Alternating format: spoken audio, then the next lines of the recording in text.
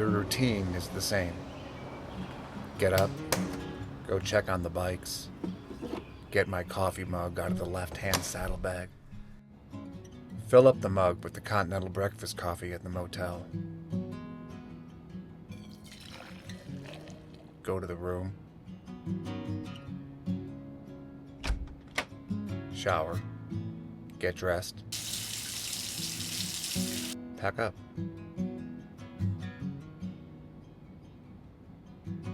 Load up the bike. I thoroughly enjoyed that. Gas stop. Get on the road and go. This morning it's in Blackfoot, Idaho, but you could plug and play this routine into any of the past 7 mornings. Today's day 8. It's back home day, so it hits a little different than the previous mornings. Back home day is bittersweet. On the one hand, I miss my wife, my young son, and my dog. I'm excited to get home and see them. On the other hand, it means the trip is over. Time to get back into the routine. Time to go back to work. It's going to be hard to care about the cross-functionality of communicative systems to promote a synergistic environment when I've just rode the 101 up the Oregon coast, or stood with my oldest son and best friend overlooking the Cascades. I don't have any music, podcast, audiobook, or any distraction playing. Just the sound of the road and the semi-truck tires thumping by as we pass them. I like to use these times to think back and replay the trip in my head. Of course, it all starts with day 1. It's a 7-night trip, so I laid out all that I needed and got it loaded into a bag. Then my oldest son and I headed out to meet Jed.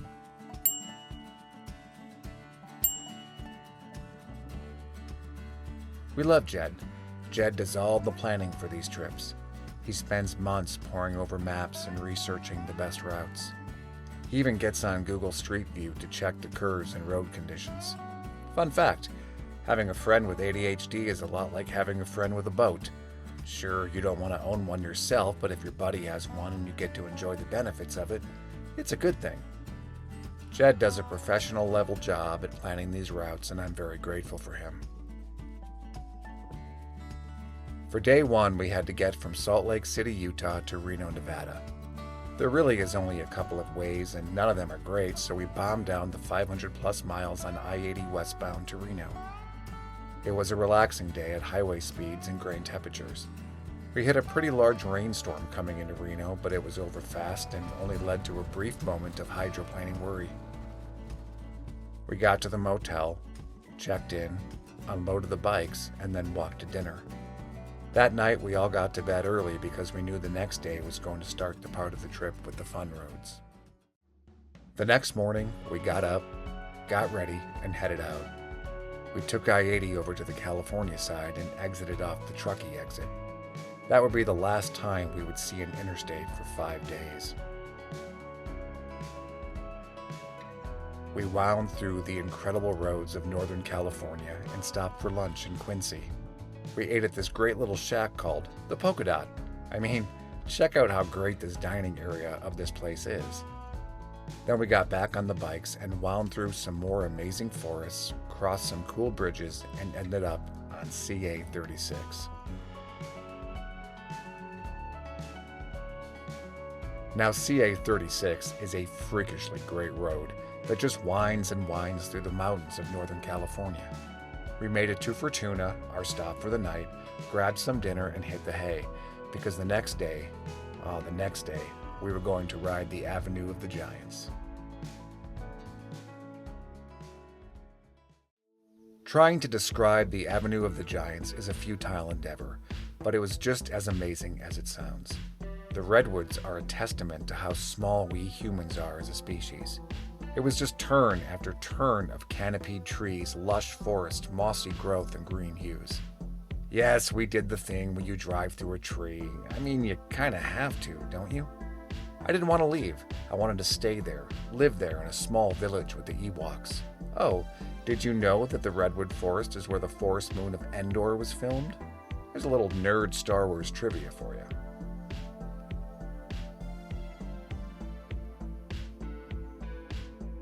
You could spend a week exploring the redwoods, but we had to get on the road. So we left the giants and found a cool little sandwich shop. We grabbed some sandwiches and then found a beach to go have an impromptu picnic on. After that, we made our way up to the Oregon coast on Highway 101.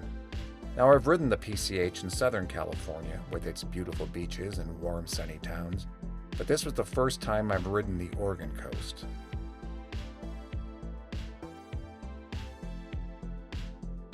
It is stunning. Like, take your breath away, every turn is a new vista type of beauty that you never knew even existed. It's almost impossible to comprehend. I could fill up terabytes of camera memory storage and it would merely be a small glimpse into the actual experience of seeing it in person. The Oregon coast is otherworldly. We rode this incredible road with the amazing views all the way to Newport, Oregon, where we stopped for the night. We had dinner at a little bar down by the beach and then retired for the night. On day 4, we continued up the Oregon coast on Highway 101 as we made our way to Washington State. More incredible views, more wonderful twisty roads, and more great little towns to drive through. We made our way to Astoria, Oregon, where we stopped for lunch.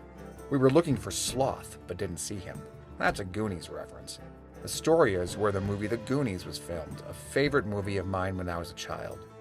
Traffic was heavy, but we were able to make it out of Astoria on this amazing bridge called the Astoria Megler Bridge. This bridge is insane. It's a testament to what humans can build.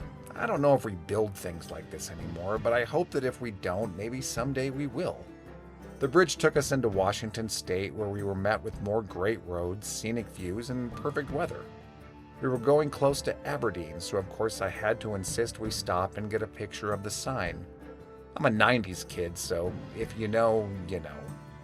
We wound through some more forests. There were so many forests, and found our way to Port Townsend, which was our stop for the night. The motel we stayed at was right on the marina, and it was just stunning to see the water. We had dinner at a trendy little gastropub called Sirens, where Jed and Indy tried something called oyster shots. It's a raw oyster in vodka. Yes, of course it's gross. That's why I didn't have one. Dinner was great, but we were tired, so we headed in for the night. There was a little concern initially, because that was the day there was a large earthquake off the coast of Russia that put the whole west coast on tsunami watch. And Port Townsend was among that. But we noticed the locals weren't worried, so we didn't worry either. Being right on the water, we figured we'd just roll the dice, and if we woke up at 3 a.m. floating on a mattress in the Pacific, then so be it. But nothing happened, and we all got a great night of sleep. We were all excited because the next day, we were going to take a ferry. The next morning was ferry morning. We packed up, made our way just a short block down the road to the port where the ferry loaded. We made our way to the front of the line, as they let motorcycles do that, and I even saw someone with the same year, make, and model bike that I had. This is a very rare thing since it's not a very common bike in the U.S. We loaded our bikes on the ferry and made our way up to the passenger decks. This was just the coolest thing ever.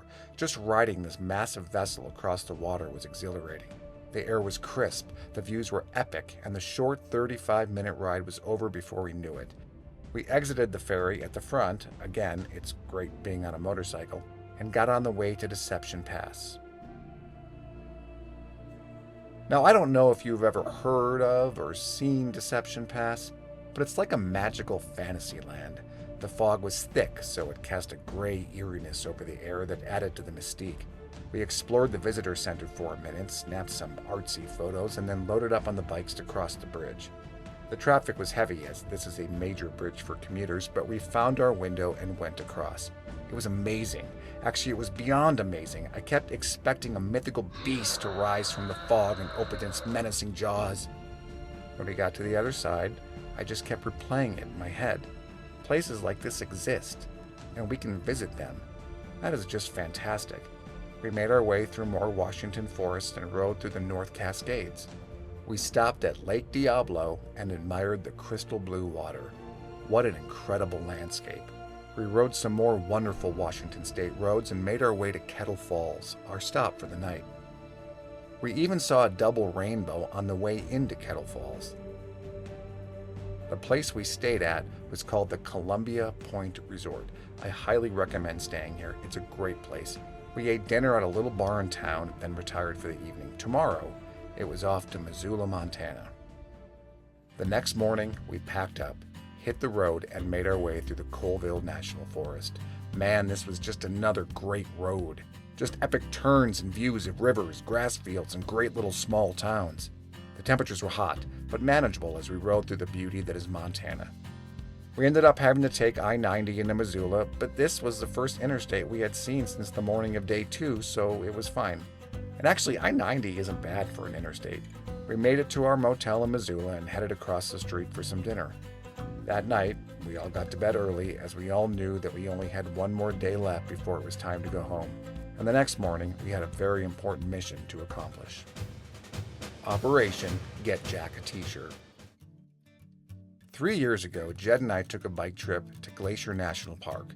During that trip, Jed's bike was having issues, so we stopped at the Harley dealership in Missoula so he could get a new battery. While we were there, I got my young son Jack a Harley t-shirt. When I learned that we were staying in Missoula for this trip, I became determined to get him another t-shirt from the same Harley dealership. Because we had gotten in too late to get to it the night before, we decided that we would be at the Harley dealership right when they opened at 9 a.m. so I could get him the shirt. This changed the route plan some because we had initially planned to do Lolo Pass down to Boise for day 7, but Jed and Indy were good sports and agreed that we could skip Lolo Pass so I could get Jack his t-shirt. In order to do Lolo Pass, we would have had to leave well before 9 a.m., and I'm sorry, but mission protocol states that Operation Get Jack a T-shirt must be completed before continuing on. I really do have the best friends and son. Thanks to them for understanding and altering the plan for this very important mission. Anyway, I got the t-shirt and we headed out with the new destination being Blackfoot, Idaho for the night. I do have to say though, Highway 93 south from Missoula to Highway 28 through Salmon, Idaho is a great road and it was a great substitute for Lolo Pass. We had lunch in Salmon, Idaho, and then continued on to Blackfoot.